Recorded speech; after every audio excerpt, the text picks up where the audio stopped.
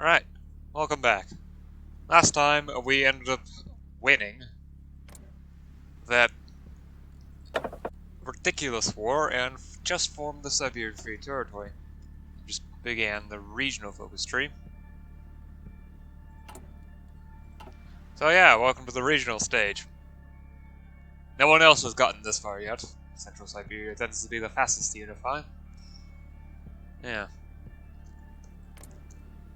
Alright, so additionally, for the USA, it's the caretaker president who's running the show, as Nixon resigned and JFK got assassinated. Joy. Also, Borman won the Civil War. Not much change to be seen there. Caffeine flow.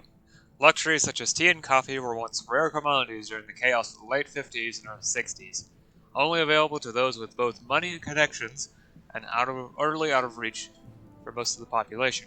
However, as Russia stabilized, access to the global economy has drastically improved, and now once rare commodities are being imported in increasingly large amounts. Chocolate, fruits, foreign wines, and of course, coffee and tea. Now, access to caffeinated beverages is no longer a luxury restricted to the privileged few, but an increasingly common, if still pricey, drink of choice for many of our citizens. A toast to our future success. Hey, now we no longer have nothing to drink but dirty water and vodka. I'm joking, of course.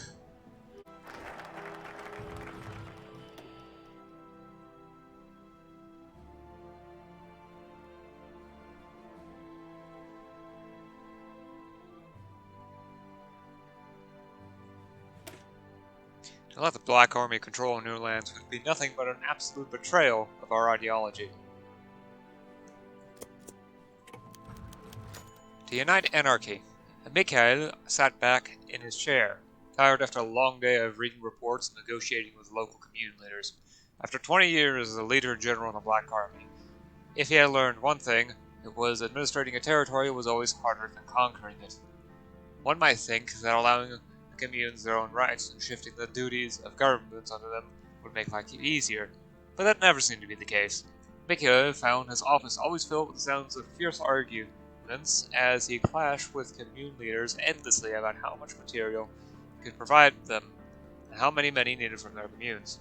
It was a constant tug of war between him and the communes he had been assigned to protect. On his desk lay a series of maps and files pertaining to some of the recently conquered territory that he had been assigned to administrate. Mikhail sighed as he sat up in his seat, picking up the main map outlining the new territory. Building communes from the ground up was never easy, and integrating them into the greater whole of the free territory was even harder. The task would necessitate yards of paperwork, and worse yet, you'll have yet another communal leader to squabble with. On the flip side, the region was full of insurgents hoping to separate from the free territory. You could simply put the region under martial law and directly administer the new territory.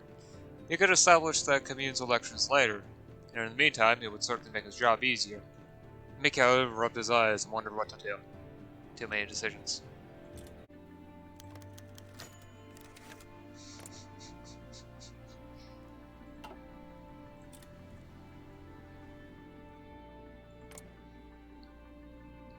I have never seen Nova Polska actually grow this big. They might actually win in Kazakhstan for once. Yeah, Kazakhstan is under a similar under a similar sort of anarchy as the rest of Russia. However, they don't actually have much to it. It's more of a, well, skeleton content, just like with the French state or Western Africa. There's actually nothing to it, not right now.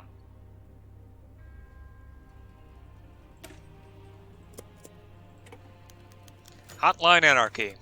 It had been 3 weeks since the trucks had started passing through their small town. Vadim had noticed the men come through the town first one day as he had played in the field, coming and speaking with the local council. After a while, a few more men came with measuring devices and some sort of planner. He had learned to be suspicious of such government men whenever they came. They had only meant trouble in the past. Vadim shuddered as he remembered back to those days when Papa had been sent off to fight. Such men were easy to spot. In a village of only 500, most everyone knew everyone. Yet, these men didn't look like the other ones. They wore blue overalls instead of those green military coats. They didn't seem interested in taking anyone away. In fact, all they seemed interested in was putting up these big wooden poles connected by the long black cables. Vadim was perplexed. Stranger yet, on his way home, he saw more men in blue overalls putting up this big box in the middle of town, and the entire town surrounded them as they tried to connect the black cables to the big box. Everyone seemed to watch in anticipation of something, but what that was, Vadim knew not. All of a sudden, a click was heard as the cable connected to the box. Everyone watched with bated breath as one of the men in blue overalls picked up the phone. With just 2 words, it was as if he had set a firecracker off in the crowd. The townsfolk cheered and hugged each other as Vadim looked on, confused as to the meaning of the words. He twisted them around in his mouth and repeated them, as if to gain a better understanding. "Hello, operator?"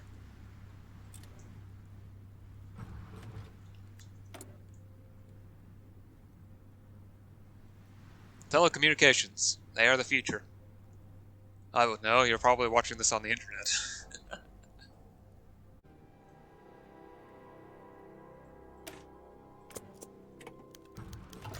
Freedom for all, except... My husband and I were attacked. The man wiped tears from his eyes as he choked out the sentence. Another day, another speech to the mostly apathetic Security Council. Such was the joys of leaving the free territory open to all. The necessity of the speeches were often dubious at best, but it was still their right to speak, even if no action came. Today was unlike the rest. More than just the usual 2 members of the council were listening intently. General Stepanov leaned forward in his seat, wheels obviously turning in his head. Yuri Golanskov, similarly, was listening intently, but he wasn't alone. We didn't even do anything. We were just walking to the grocer, and he stopped to look at something in the shop. The owner came out, and he was just shouting. He called us evil and a disgusting bastardization of the Lord's image. It was just something dumb. The guy was selling flowers, and well, he loved flowers. He loves flowers. We run the largest garden in our commune, actually. I'm sorry I'm rambling. Stepanov dropped his pen on the desk and shook his head. I am not going to force you to explain anymore. What happened to you is disgusting and should never happen to anyone in this free society. Yuri's head swayed from side to side as he considered the traumatic experience. It was the couple's right to do as he pleased, but it was also the right of the man to shout, was it not? Yuri, usually overflowing with things to say, wasn't usually silent. Luckily, companion Valentin spoke for him. What happened to you is horrible. I could not wish that upon my own. However, I do believe it is firmly in his right in the society to not only deny you service, but voice his opinion on your practices. Bickering quickly broke out between the members of the council, most agreeing that the shop owner was acting out of line, but the division spurring about whether it was his right to deny someone due to their sexuality. Finally, Stepanov commanded silence. Companions, we must see this as not a lone issue, but a larger one that threatens to tear apart our territory as a whole. I have motioned to make a priority of this body that we end injustice on every level, even impersonal. So there are 2 options. You can either say, you are just as free as him, or I, which basically means that you start actively suppressing hate speech. I've raised the popularity of despotism because I'm sure the Black Army has something to do with it. But it makes the normalization happen more rapidly. Or, I don't like what he says, but I will defend his right to say it. A little bit of popularity of libertarian socialism will take a bit longer. This is really one of the decisions where I definitely say that despotism doctrine is actually better.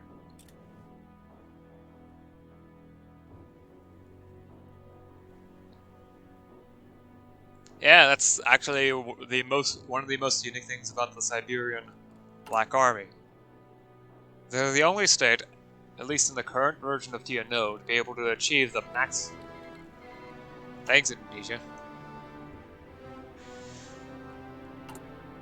Okay, I'll finish what I'm saying and then get to the super event. They actually reached the maximum level for LGBTQ rights. Social normality. I can't move. Okay. I'll deal with this now. Yeah, free Indonesia versus regular Indonesia.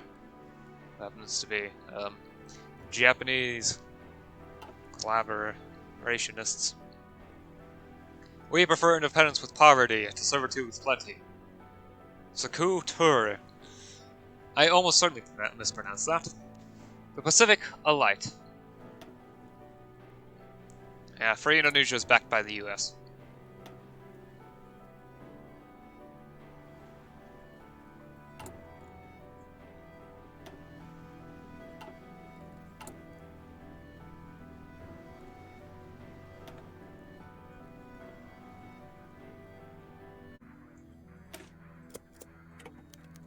Sculptors of the past. Yuri Galanskov dug through the filing cabinet before him. It would be undersea, right? You were sure of it. It would never give the state credit, but for what it was worth, they knew how to keep records. To his left, General Ivan Stepanov. His right, Mikhail Kyuchikchakov. And outside the room, demanding something to be done about all the men sitting around, Andronai Misharenko.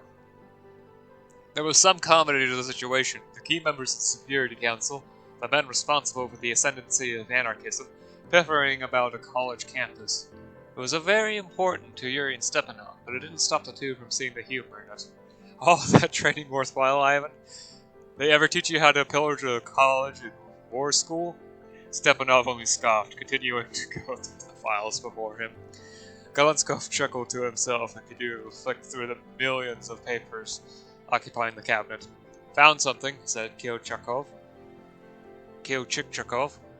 producing a manila folder. On its cover was a proud symbol of the hammer and sickle. Stepanov took the documents from Mikhail and flipped open to the first page.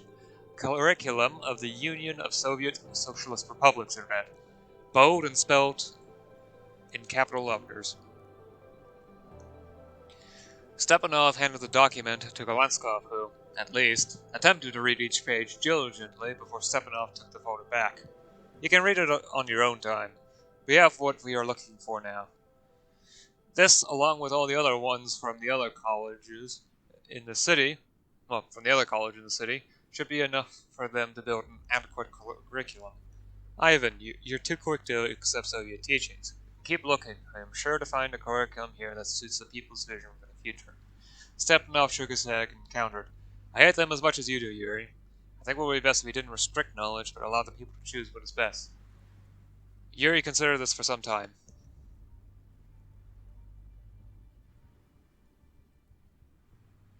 We'll never follow the teachings of the state.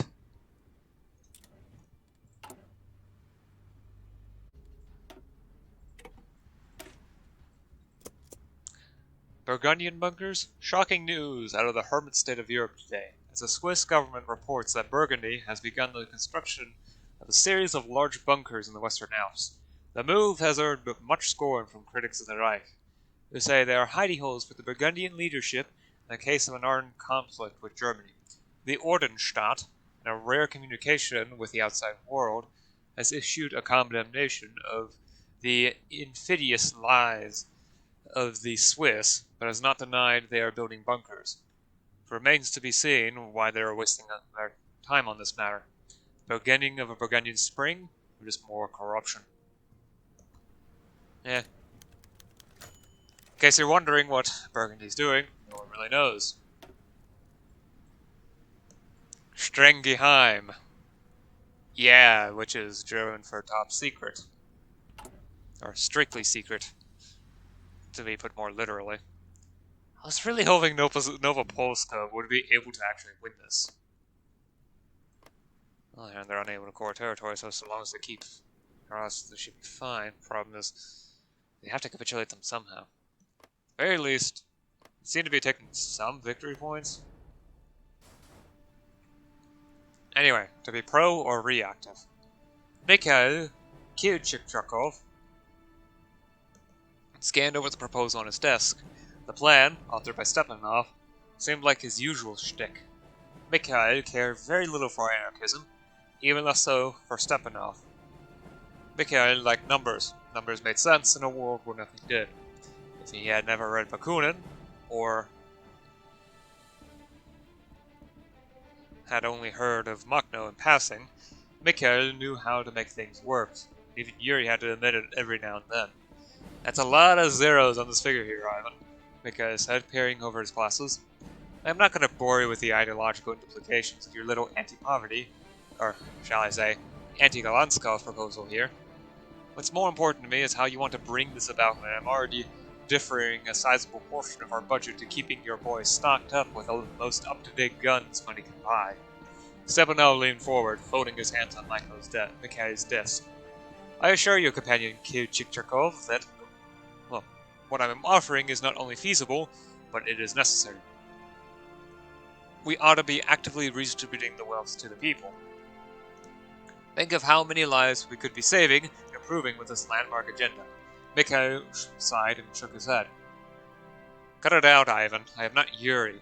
I'm not going to be swayed by the people's struggle or whatever you call that BS you just spouted at me. I'm looking at this from a solely pragmatic point of view. That's my job, yeah? I balance the books. You shoot the reactionaries. I don't see why you're even here. The current system of communal self-management works fine. They take the money they need and put it where they see fit. Why do we even have to get involved in the whole process? Stepanov scowled at Mikhail, visibly angry, but not willing to drop his act just yet. It's important to not only myself, Mikhail, but to the army as well. Think about whose families this will save. Think about what they will think if news broke out that Mikhail Chichikov shot down this agenda all while accruing a not-so-small fortune. Mikhail glared at Stepanov, the two sharing an intense battle just between the other's eyes. To each according to his needs. As you need it, you can have it.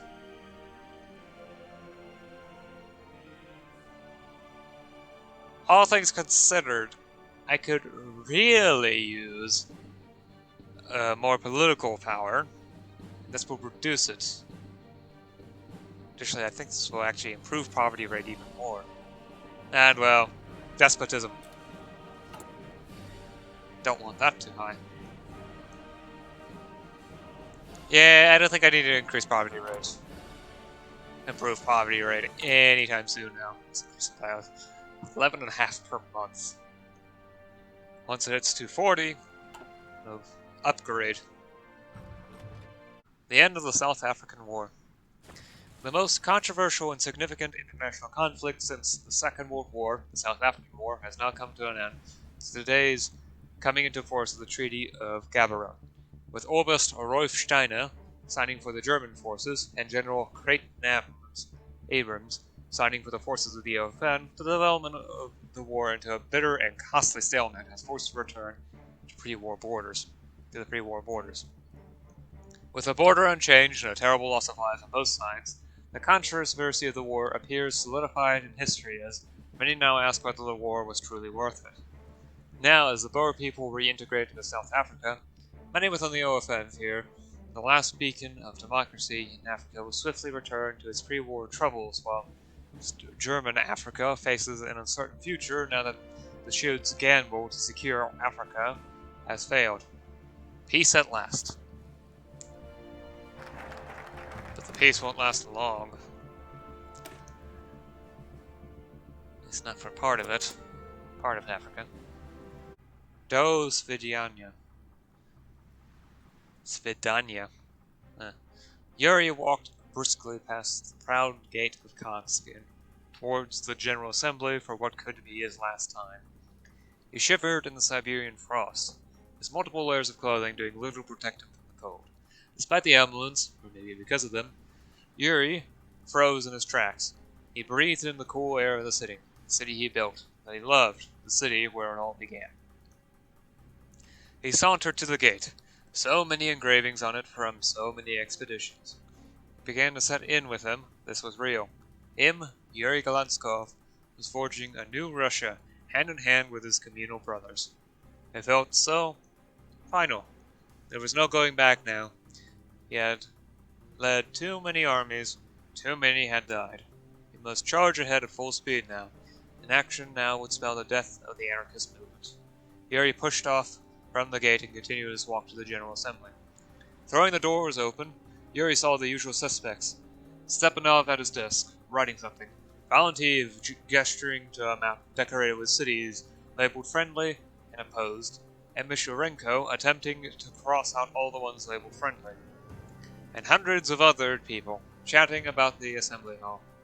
Yuri smiled to himself. They were a ragtag bunch. They found that fitting for the torchbearers of anarchism. It ought to be a movement of many people from all backgrounds. Yuri shook hands with Valentiv and nodded in respect to Mishurenko before taking his seat on the bench. Ladies and gentlemen, as the last of us trickle in on the chilly Siberian morning, I would like to say a few words before we begin. Kazakhstan stood in awe of the crowd, of the movement. What we have done here is what nightmares of tsars and fascists alike are made of. We have stood up, together. Through our loyalty to each other, we have freed our people of the tyranny of the state, but much more is to come. We have a lot before us. I can tell you it won't be simple or enjoyable all the time. It will be hard. All good things in life are fought for, not handed to us. We have fought for freedom here, but I cannot sleep at night, companions, knowing there is still so much work left to do. Yuri watched as the doors to the assembly closed. I believe we are all here. If you take your seats, we can begin. Our work will never be over. The shield broken. The Africa Shield was an alliance of convenience between the German colonies of Africa seeking to secure their survival in the wake of the German Civil War. When they invaded South Africa, many assumed that it would eventually unravel, either due to the constituent regime's collapse or an no-offend military victory. But it became due to a most unexpected cause: betrayal from within. American intelligence has verified reports that Hans Hüttich, Reichskommissar of Ostafrika, has murdered his compatriot Wolfgang Schenk and forced Siegfried Müller to flee the continent. Hüttich has since proclaimed a Großafrikanische Reichsstaat, comprising all of German Africa with himself as its sole ruler. However, this outraged the Germans, who declared his new regime illegitimate. Without aid from home, the future of Hüttich's superstate looks bleak. They'll even kill each other.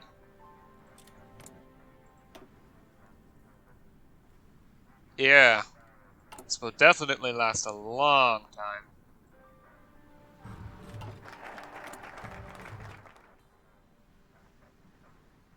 And not totally collapse in on itself.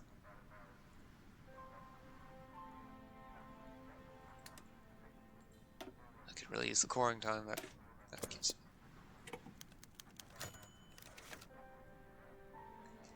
A pained plea. Sophia smiled politely as she walked up to the podium, her heels clicking on the flooring. Her snow-white fur coat and crimson-red lips was a sharp contrast to the suited at best and in rags at worst audience. She fiddled with the papers, smiling awkwardly to the Security Council, her pearly white teeth nearly blinding many of its members. Yuri gave her a nod, and the blonde-haired woman began speaking. Good morning, ladies and gentlemen of Kansk. My name is Sofia Petrova. I was a wealthy upstart from the city of Tomsk. She paused for a second, trying to gauge the audience reaction. My life revolved around administering my father's business, caring for my two lovely girls, and expanding my knowledge with the night classes I'd attend, all three of which were taken from me. Sophia's smile flickered for just a second, like the flame of a candle being blown on. I am not here to give you kind folks my sob story, the woman said, retrieving a silk handkerchief from her pocket and dabbing at her crystal blue eyes. I'm here to say there is good in the world, but not everyone in the city was evil. I have wholeheartedly accepted that this is simply the way things go, you know? The woman laughed a little too hard to the silent audience. Sophia, not missing a single beat, continued on. I know you are angry and that you want justice. I want justice too, but I ask you show mercy in your justice. Tomsk was pillaged. We lost everything. We are willing to not only live within the land, but love it. We yearn to experience your brotherhood. My only caution, Sophia offered a pathetic half-smile, let the people build equality, don't thrust it upon them. Sophia descended to the podium, her head down as she returned to her seat. She crossed her legs, put on her biggest grin. She knew in some communes they would have shot her just for saying she administered a business. All she could do was look to the members of the council and await their justice. The people must decide their fate.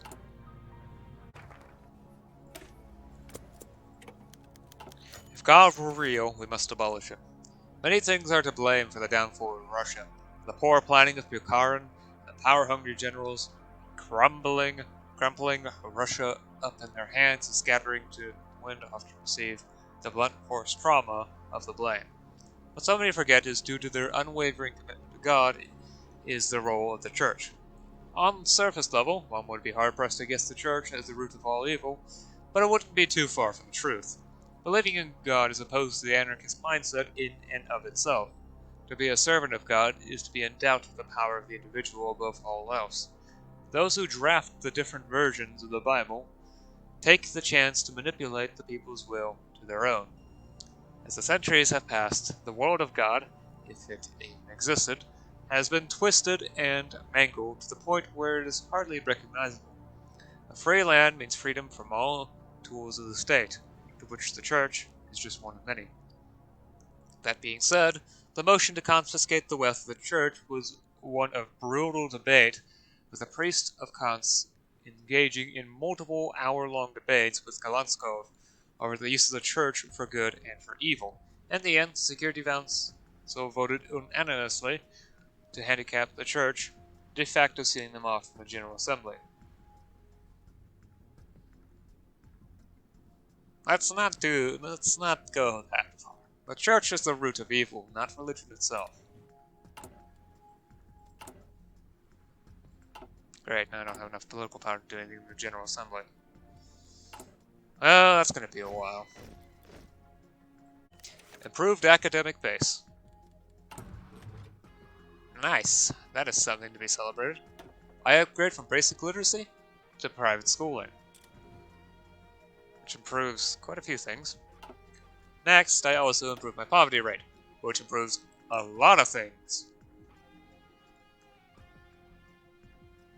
A toast to our economists. Well, I say improves a lot of things. Most of the things are improvements, so there's one minor debuff of reduced population gain, but what do I care? I have enough for quadruple population.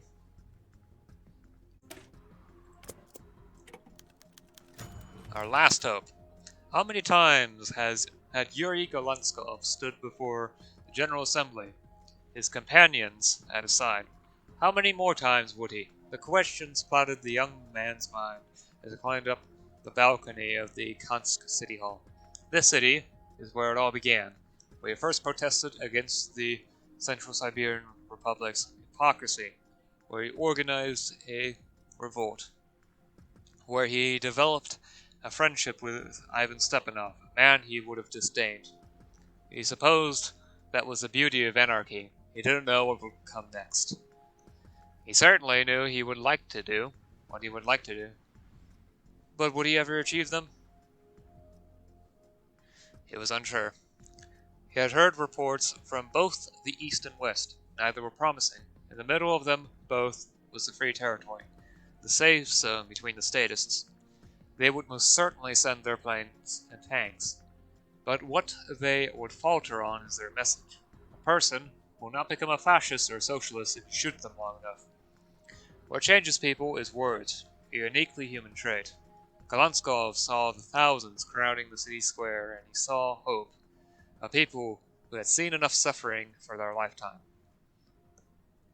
They were going to decide the fate of Russia, the people before him. It was up to Yuri to help guide them towards good. Companions, those of you who are joining us for the first time, and those who have followed us since the beginning, I welcome you. The people began to applaud, some chanting his name, something that didn't sit right with Yuri. Regardless, he continued on. Today, the greatest struggle to come to Russia enters its next stage. We will face enemies who wish to divide us, to subvert our agenda and substitute their own. They wish to manipulate us. force us back under the boot we crawled out of. Companions, will we let that happen? The assembled masses sang a chorus of liberation, making their stance clear. The state has no place here. The cure is anarchism. Anarchy, the future. Low on sheer equipment, support equipment, and planes. Liberty, all-encompassing. It upgraded, although you can no longer see it, the Siberian Free Territory. Even more stability gained. Moves the capital to Novosibirsk, which has now. Gives me some extra stability. So now we unlock the other trees.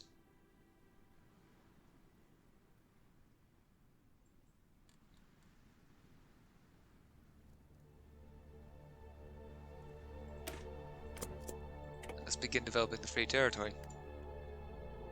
Although I'm actually going to not select one. I want to get the things done in the General Assembly. Let's do that actually. Could use some more. Yeah. Money's unimportant. And I have no weapons in my stockpile, so it doesn't do anything.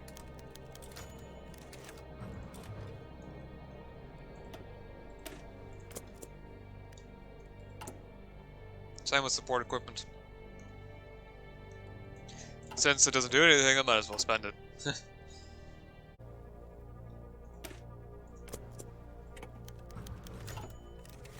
Facing inwards.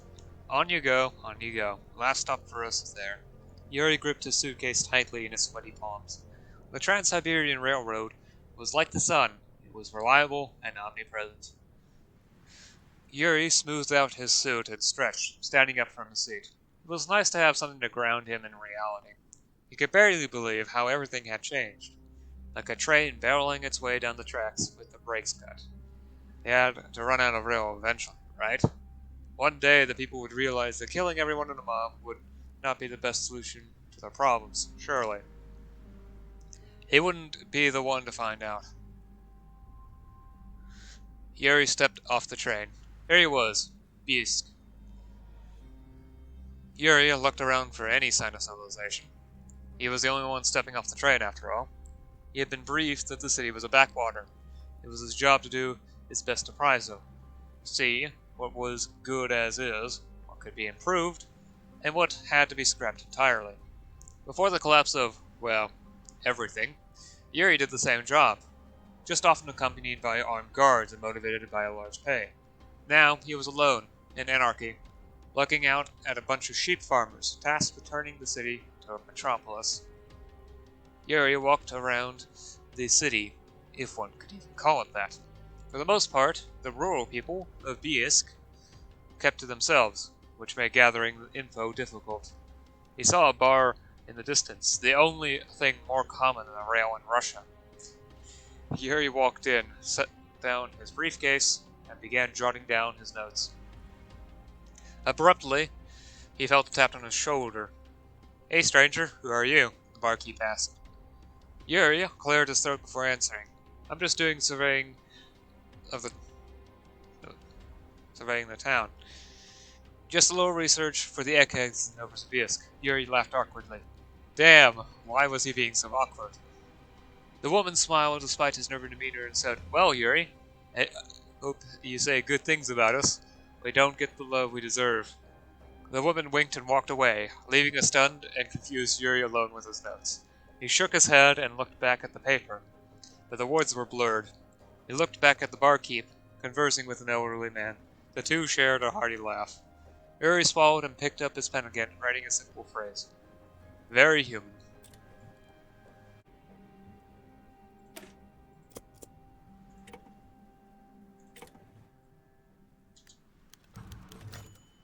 Courtesy call. In the bustling city of Novosibirsk, people don't see people. Sure, they saw people, but not for what they were. They saw fur coats and hats. They didn't see the people they walked past. Such was the nature of the metropolis, even in an anarchist society. Zamir didn't like that. Surely people weren't hardwired to hate each other. The success of the Free Territory proved that. People cared about other people. That's what he told himself as he shivered outside the busiest store in the city he could find. He didn't acknowledge as people walked by while he struggled to set up. He didn't find it troubling when nobody stopped to inquire why he was outside a business with a table and a poster board in the middle of a snowy evening. He knew that once his booth was set up, the people would fill the streets with lines, eager to contribute. Hours passed. Tholmir sipped at his coffee to keep himself warm as people passed. He watched them all. He tried to notice them, just to see if they would notice him. Something about the city vexed people.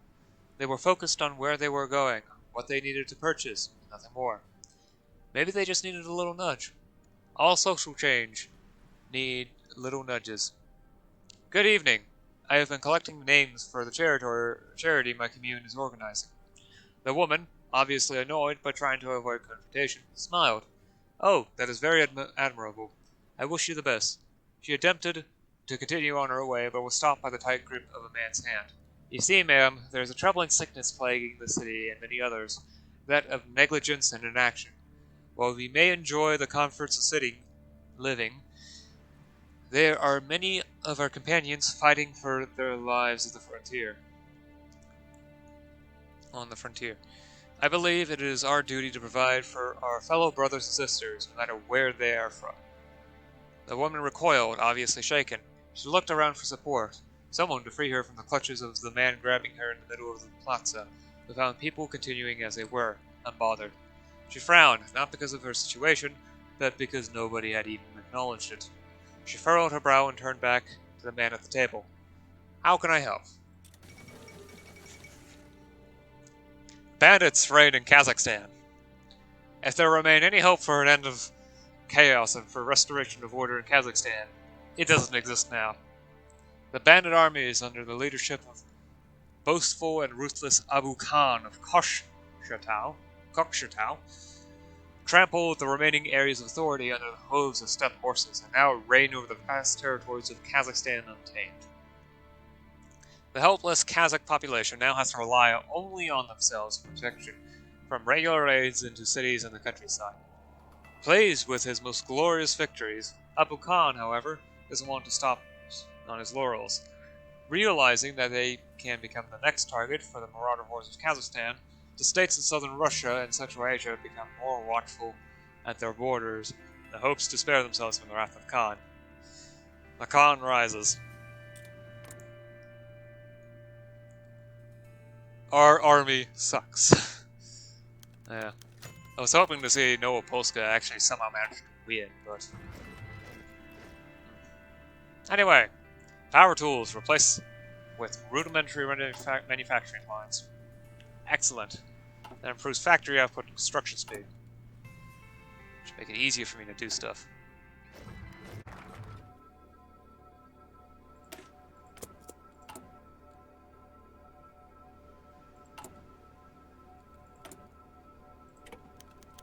Candlelit reading. Yanya's mother bent over the boy, kissing him on the forehead. Yanya, his dark brown hair messy and dirty, beamed up at his mother. He was going to school. Well, okay, it wasn't school, the kind of school that Misha and Gleb got to go to. Their school had them get up way too early in the morning and be gone for almost the whole day. He couldn't attend their schools even if he wanted to. His family needed him on the farm. He was the chief of feeding the horses, a very prestigious title, his mother assured him. Still, such an important title would only carry him so far in life. What he really needed was to learn how to read. She pulled open the door, wished her son the best, and practically pushed him out into the Siberian wasteland. Yanya stood on his porch for a while, simply staring at the stars above him. He wanted to know more about them. How did they get there? Who put the stars where they were? He hoped he'd figure it out at his lesson. Yanya traversed the village, walking past the houses of all his neighbors, their children nestled snug in their beds. He wasn't tired. He was a big boy whose bedtime had just been abolished in the name of the state. Maybe it was against the state? He wasn't really sure what a state was. He wondered if stars had states and if they had bedtimes too. Yanya knocked on the oak door to the Popov house. Within seconds, the door swung open, revealing the apron-clad Mrs. Popov. Hello, Yanya. I'm glad you could make it. You can join the other boys in the dining room. Let me get you your coat. When she unbuttoned his coat, a rectangular object dropped out from inside. What did you bring with you, Yenya? It's a book. I am gonna learn to read. The child grinned from ear to ear at the elderly woman before darting to meet with the rest of his classmates. To lead, one must first lead.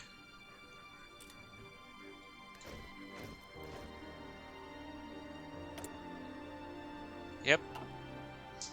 Oh, that's good for this session. We just finished the political tree and we're working our way down the economic tree. I'll probably end up starting the military tree soon, though. I tend to save diplomatic tree for last since it really just mainly does stuff like popularity, maybe a couple of other things, but it really doesn't matter too much. Not compared to the economic tree. I prefer to focus on economy before diplomacy. So, what happened since? Indonesian Civil War, although it looks like the Free Indonesia is losing that one. South African War ended, a stalemate. Good for them. The regionals are beginning to dial down. Omsk is the last one left. Samara and the West Russian Revolutionary Front are duking it out like it's 1918. And the Far East is a mess, although it looks like Cheetah's going to win. Though I'm not too sure. It's still anyone's game. Also, the National Protection Army had its fun. Not much happened there, though. Oh, and finally, bandits control Kazakhstan, which is wonderful for them. Alright. Sure, it's a crazy world. I'll see you again next time. Until then, bye.